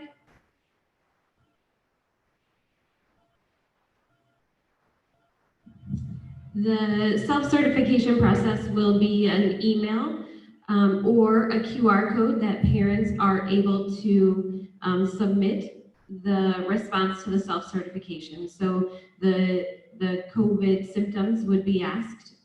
Is your child exhibiting any of these symptoms? And you can go down and click, runny nose, fever, chills, shortness of breath, all of those symptoms. And then you take your child's temperature, and if it's 100.4 or above, then you would not send your child to school. There will be a reminder email that will go to staff and parents if it has not been submitted within a certain time. Every 15 minutes we can send an email. If your child arrives to school and the symptom check has not been submitted, we will have a area off to the side, which is a little more private for the symptom check to be completed. If your child does not pass the symptom check, they will be sent home.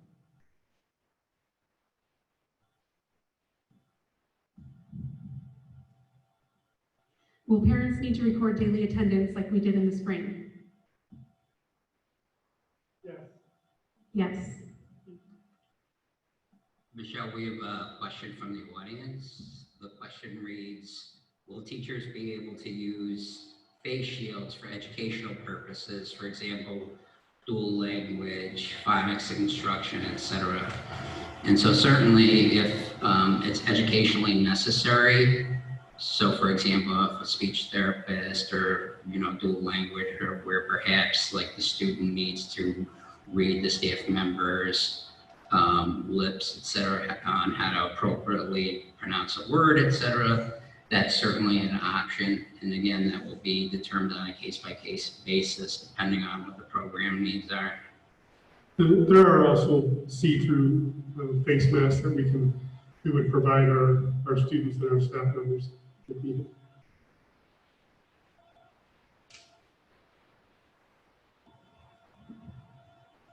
So there is a question about students with specific sensory needs and face masks, and we will work with the family and the student to utilize social stories and how to support students with sensory needs, and then also if there is a medical diagnosis that would require a student to wear a face shield rather than a face mask, with a doctor's note, the team would consider, allowing the student to wear a face shield.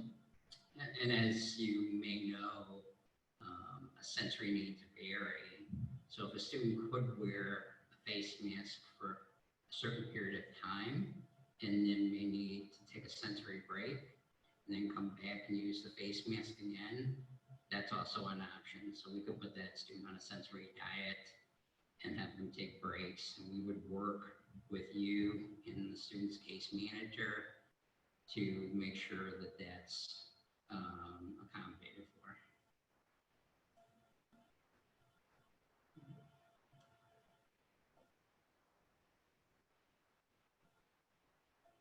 This is Amelia, the principal of Yorkville Grade School.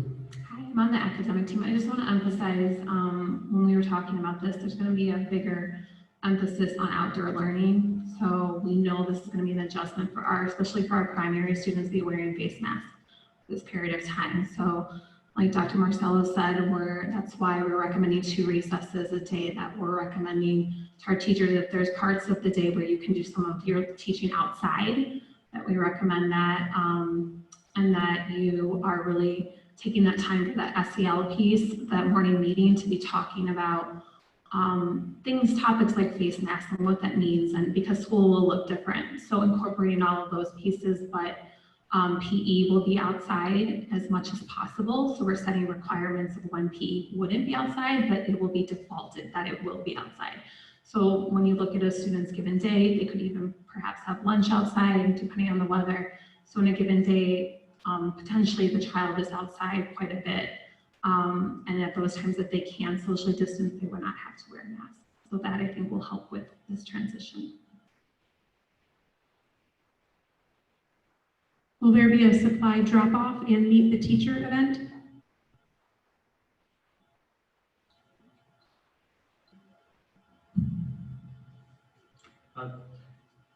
Supply drop-off will not look like it has in years past.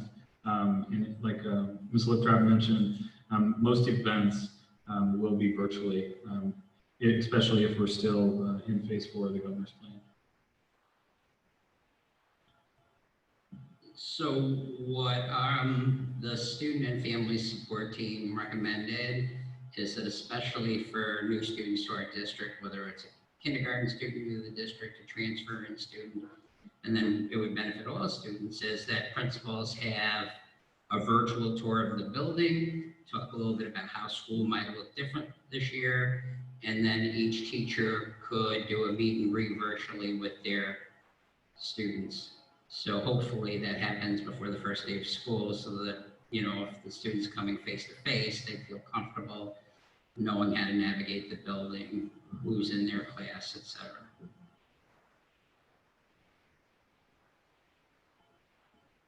I think as we wind down on time, this question is appropriate, but we'll keep going as long as we can. If we have questions that we have posted here that were not answered, where or who can we send them to? Well, if you look on our website, that's on the screen, there is a comments box is available in various locations for our community and our parents to submit responses to or questions to.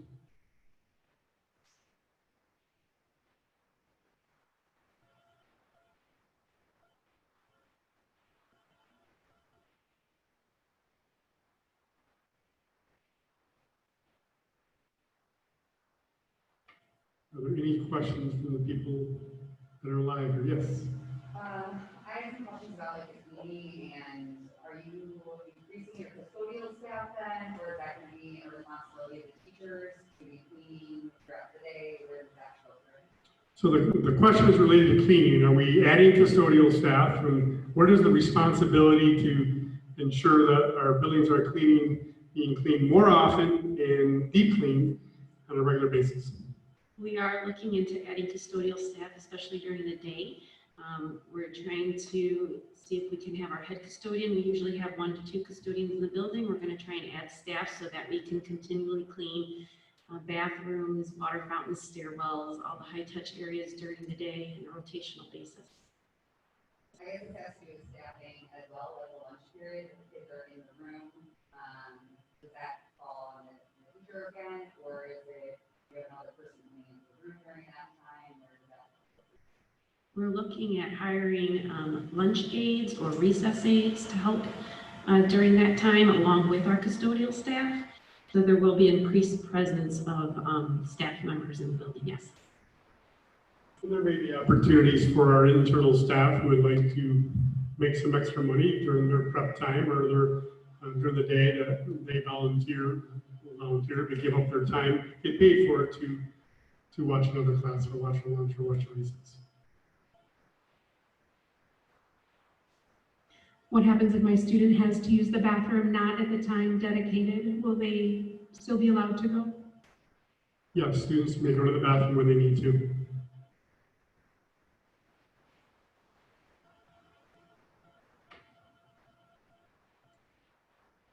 There's a lot of repeats. Will parents have the choice between AM or PM if they're choosing hybrid, or will they be assigned? We'll do our best to work with each one of the families, but what is important to us is based on the numbers is that we don't split a family that has multiple kids. Having one child in the AM session and one in the PM session, we're going to do our best to keep those family units together on the same schedule. What data will the district use to close schools again if necessary?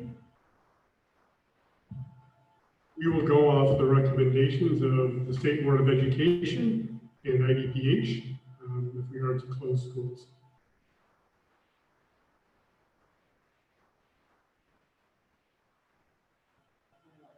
Are your teachers going to be in the first 2 weeks teaching the kids who are in school and hybrid or a full day how to essentially become e-learners, knowing that that quickly be around the corner? Like, what training are you guys going to be doing on that? Yeah, that's one of the reasons why, actually I'll repeat the question. What trainings will we be providing our teaching staff to prepare for an e-learning environment? That's one of the reasons why we made the decision or the recommendation to bring to the board to have additional professional development days at the beginning of the year, so we can work on those types of things, right? And so our teachers can train our students about what are the expectations in the event that we do go into a remote learning environment. And that's going to vary by age level from EC to 6th grade.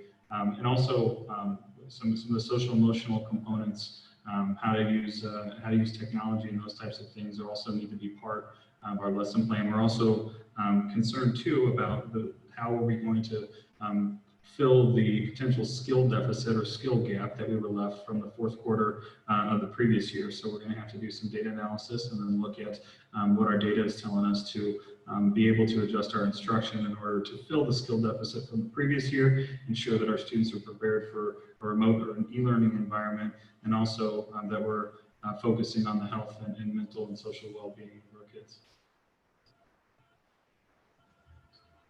So just to add to that, in addition, it's not just our students and staff, it's also our families that early on we're going to train, just in case we have to pivot and go to face-to-face. So things like, what does student engagement look like, what it doesn't look like, what's our plan to address if a student isn't engaged, and what are some proactive things parents can do to keep the student engaged, or faculty. Same thing with coping skills. And as you know, often students become anxious when we go into e-learning. So we're going to provide, again, all three stakeholder groups, students, if developmentally appropriate, staff, and parents, information on depression, anxiety, and different other issues to, make sure that our students' mental health is well cared for. And then for our students in low incidence programs, we've written a lot of social stories about, what would happen in a transition and what it might look like. So again, that would happen early on in the school year. So that in the event that happens, students have already been spoken with and hopefully have learned about how to cope with it. One more question, probably for you. If a student has a 504 or an IEP and they're struggling with which recommendation to make, some case managers would elect at the beginning of the year, but the families already had to make that decision. Will there be someone that they should contact if they're looking for some counseling to figure out what the route might be for this? Sure, you could call me directly. My name is Pete Marcello. So the question is that if a family isn't sure what model to pick, whether it's hybrid, face-to-face, or e-learning, and a student has an IEP or 504, and they have to make the decision before they meet their case manager, is there someone that they can talk with about their student and what needs are and what might be the best program for them? So certainly, if you have a relationship with the principal in your building, you can contact them. They may or may not be available. Some of our elementary principals are 10 and a half month employees, but also you can call me directly. My name is Pete Marcello. My number is on the website, or you can call Ms. Lasky. She's our Director of Student Services. Well, for the sake of time, we are going to wrap up our presentation. I want to thank everybody, certainly in person, and everybody that joined us online, and to all those that will watch it at a later time. A lot of good questions, things for us to consider and be thinking about. We ask that you do view it again. Please read our detailed plan that will come out at the end of the day tomorrow, and submit comments or questions if you have more that will come up, as I know you will. I hope you get from all of this a sense that we are trying to be accommodating. We are going to try and be flexible. We're going to try and meet the unique needs of kids, families, and our staff. It's not going to be easy. We're not going to be able to do all of it. We're going to upset some people, but it's not our intention. And I guess if you have something, a unique situation, I would say just ask. And we'll talk through it. We'll figure it out together. One way or the other, we'll figure it out together. I'm proud to serve you. This group up here is proud to serve our community. As I started this presentation, please, I'm asking for your partnership. I'm asking for your grace. And I'm asking for your patience. We will get through this. We will have a plan, and we will have a good 2021 school year. Thank you.